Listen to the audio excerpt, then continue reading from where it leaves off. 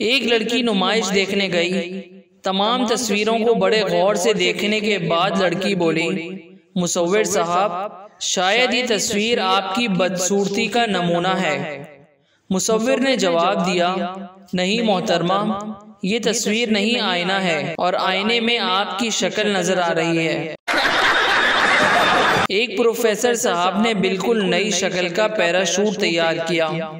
एक रोज आजमाइश के लिए जहाज में सवार हुए और 2000 फीट की बुलंदी से छलांग लगा दी। मगर जब वो जमीन से 50 फीट के फासले पर पहुंचे तो अचानक चिल्लाए, ला हौला वला कुव्वता।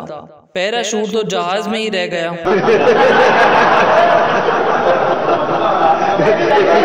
एक शख्स रेल में सफर कर रहा था कि अचानक लाइट चली गई। रात का वक्त था। उसने जंजीर खींची तो एक चांटा पड़ा। उसने दूसरी मर्तबा फिर जंजीर खींची तो फिर एक चांटा पड़ा।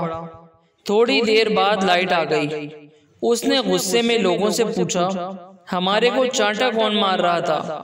एक शख्स बोला, तुम जंजीर नहीं खींच रहे थे, वो मेरी बीवी की चुटिया थी। माँ अपने बेटे से, बेटा जाओ जरा हमसाए से चम्मच मांग कर लाओ। बेटा, माँ उन्होंने देने से इनकार कर दिया है। माँ, ये लोग भी कंजूस हो गए हैं, जाओ अलमारी से अपना चम्मच निकाल लाओ।